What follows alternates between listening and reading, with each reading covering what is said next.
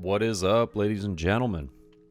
We got game 4 here of our tournament on January 28th, and this is up against Eustace Captain Kidd. So far we are 2-1, moving into round 4, and I'm still playing the Zoro deck during this tournament. Oh wow, some shake of the camera there.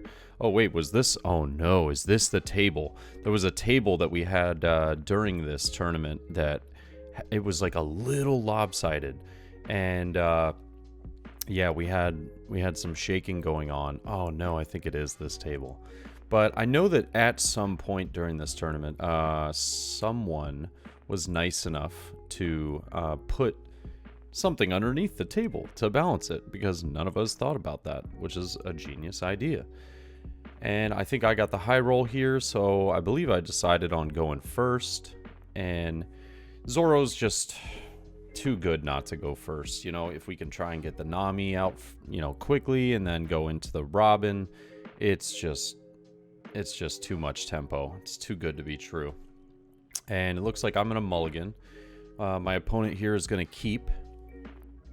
And Captain Kidd is extremely popular, or has been extremely popular at my locals recently. But I've seen in future games that I have still yet to edit, but will be coming out soon on the channel, that a lot of people have been making some switches. We've been seeing a lot more variety. I've been seeing some more Kaidos, starter deck Kaidos, some more Luffy characters, some more Zoro characters. Hey, and there's that Nami. Love to see it. Great first card to get out there. We're going to take our time, look at these cards, see if there's anything useful in there. I don't know what it is, but lately I've been kind of drawing bricks on my Nami. I think in this deck I didn't really set it up well to have like a lot of searches of Straw Hat type. Well, I did have a good amount, but I just don't think I had nearly as much as I should have. There were some 2K counters in there that I was using that weren't Straw Hats, that I could have been using Straw Hats, like Usopp or Sanji. But, you know, this has just been a work in progress for me, and figuring out what's the best, best way for me to play. So I'm going to swing for 5 here. He's going to take a life, and we put down that Nico Robin on curve. It is beautiful. You love to see it. Excuse me. You absolutely love to see it. But the opponent's got the Momo down first. Thankfully, it wasn't a Bonnie, because Bonnie on turn 2 is rough. Rough sometimes. But he's going to rest my Nico with the Ezo there. And I'm like, shoot, do I counter and try and save the Nico?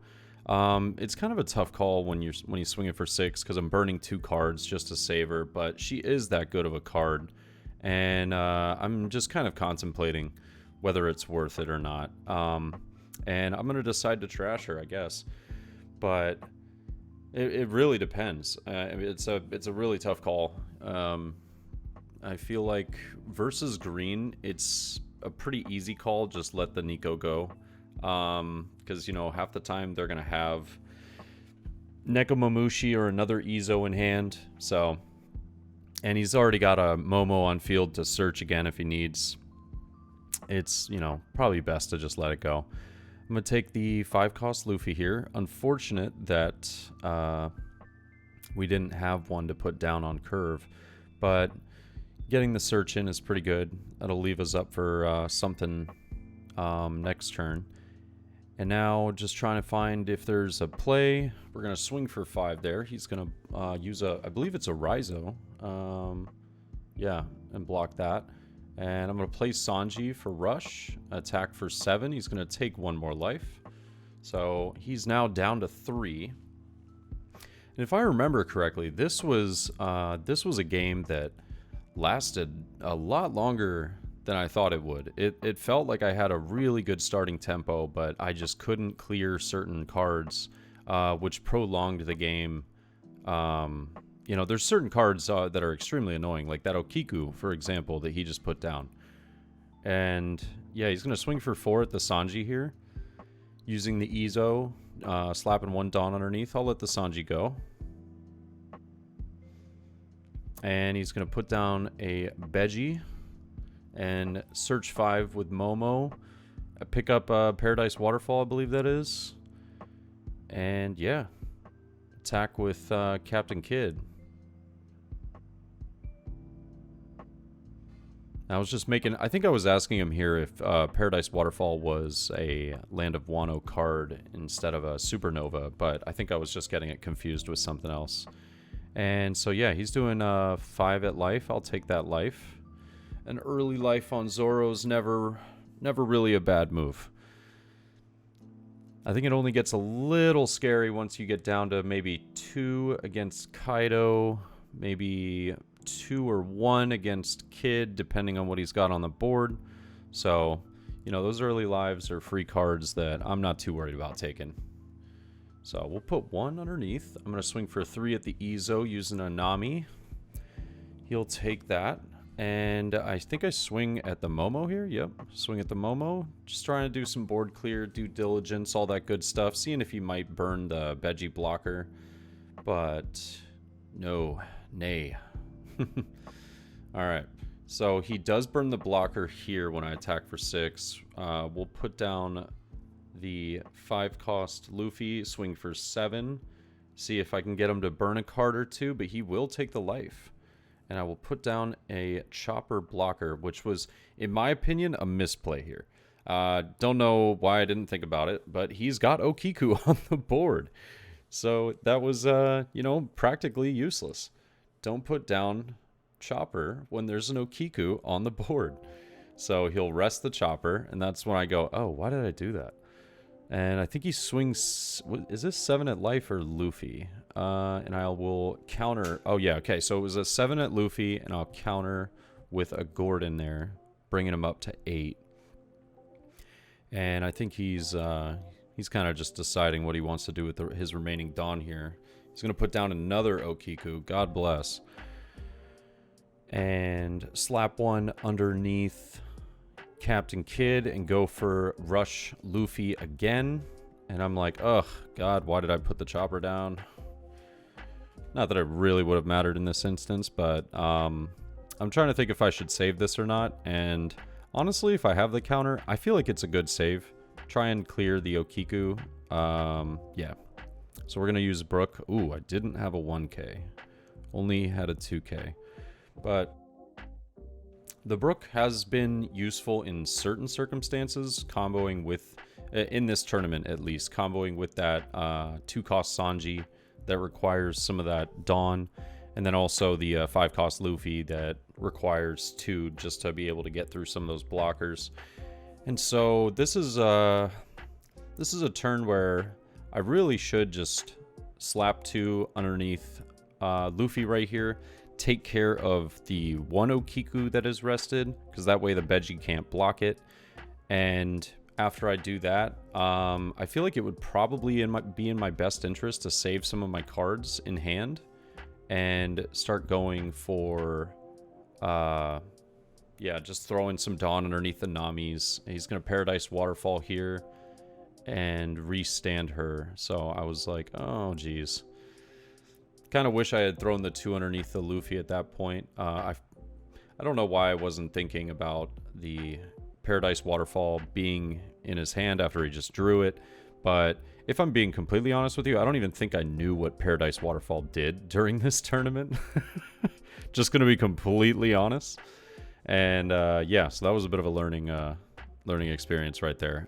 Should have went for, you know, definitely a bit of a higher attack if I wanted to get rid of that Okiku. But still got some cards in hand. I think we have 5 active Dawn. Yeah, 5 active Dawn. And, so we're going to put 1 underneath Luffy, swing for, or no? Yeah. Nope. I think I'm bouncing the numbers around in my head.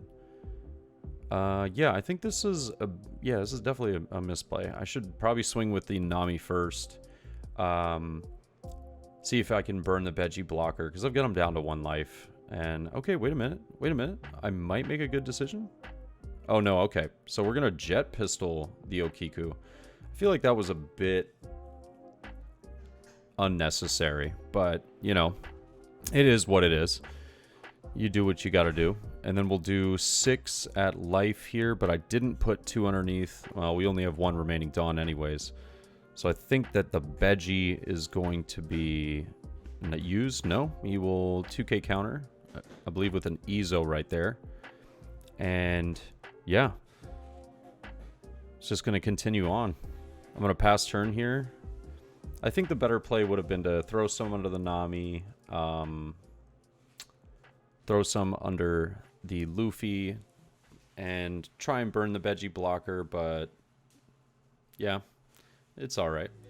So he's going to swing for 7 here at, I think it was Rush Luffy, and he rested the Chopper again. So no blocker, it's basically become a useless card. I'll let the card go for now, but he's definitely just trying to do some damage control and clear my board a bit. So he's going to swing 5 at Chopper. No chance I'm countering that. Not ever. And, ooh, there's that 7-drop Captain Kidd blocker. Yep.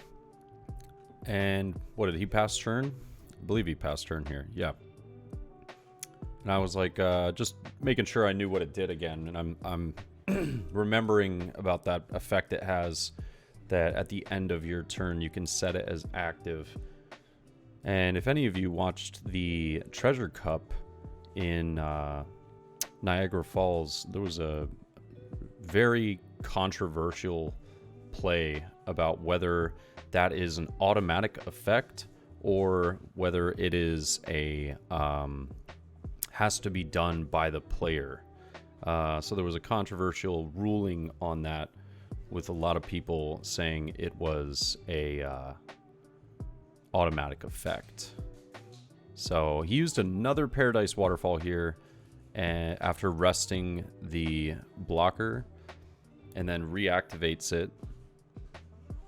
So I am a little upsetty spaghetti at the moment, trying to figure out how in the world am I going to, 1, try and take care of one of these Okikus, 2, deal with what he's got on the board with only 3 cards in hand. So he will use the Veggie blocker there, and I'm just going to throw the remaining Dawn underneath Nami, but all he's got to do is rest his blocker. So I think I'm second guessing that. I'm like, oof, what's my best play? Should I just keep 2 maybe for a bluff? But no. What in the world? Did I just do this again? What, did I not learn my first time during this game? Oh my goodness. I just put down another Chopper after Okiku can just rest it. What is wrong with me? Did not learn the first time, so hopefully we'll learn the second time. But he's gonna slap a Dawn underneath each one of these. Very smart, honestly. It's you have to. Yeah, so he'll swing with the Okiku, rest the Chopper. I'll take the life there for 6. I could use the cards, putting 4 back in my hand. He'll go 5 at the Nami. Yeah, of course, I'm just gonna let that go. But yeah, here comes that scary 8,000 from the blocker, but he can just restand at the end of his turn. And he still hasn't used, I think, what, 7 of his Dawn? Or maybe 8? Might be 8 of his Dawn here. And so it looks like he's going to rest a bit and put down the X-Drake, take care of my Chopper. Unfortunate. And there's one more Veggie blocker. All right. So I am really trying to bounce around in my mind. How in the world am I going to get through what he's got right here? So this is a tough position I'm in.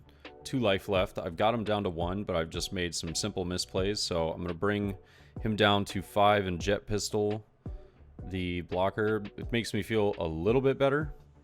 Not having to deal with that, at least. It gives me potential opportunity for having a 5-cost Rush Luffy slip through the cracks, you know, and be able to get past Veggie and whatnot in the next turn. So realistically, I need to do something here to try and either get rid of the Veggie or try and burn that last life. Because if I can burn that last life, we could be in a very, very good position. So I'll do 6, I think, at Okiku here. Not sure if that's a great play, but yeah, he will block that with Veggie. And now I'm kind of wondering, do I just put the Dawn under Nami, or do I drop down? I think I had a Zoro in hand, and I'm just trying to debate whether that's the play or not.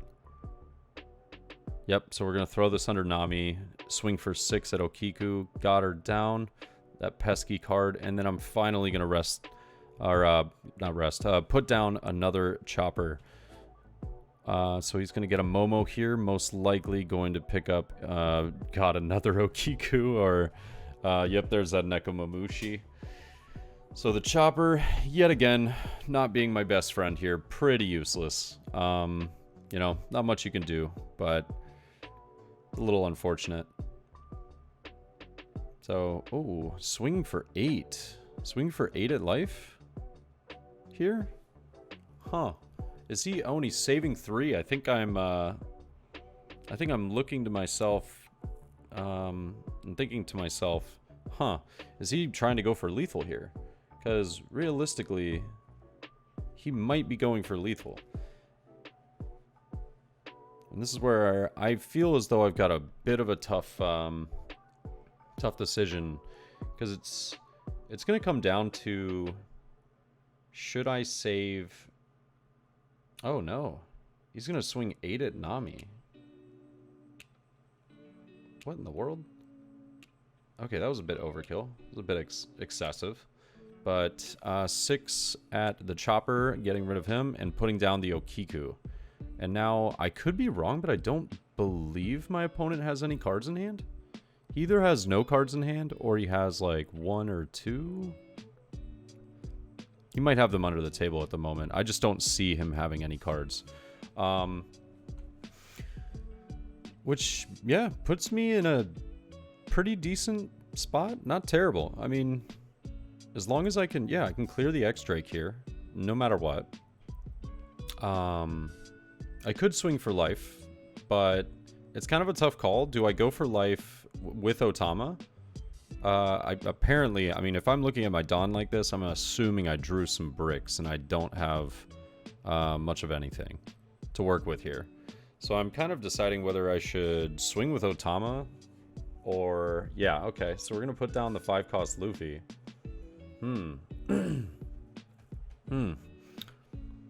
I'll do 6. Okay, yeah. And then I'm just going to put the rest under, and we got it. Yes. Okay.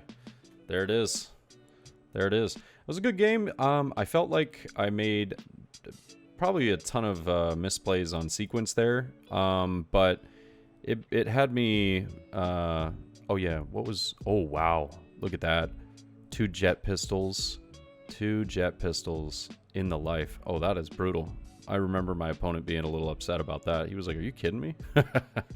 But a few misplays, but I've definitely been learning more after this tournament, but a lot of the games I've been playing lately is I'm not making the same misplays and playing around with stuff like that.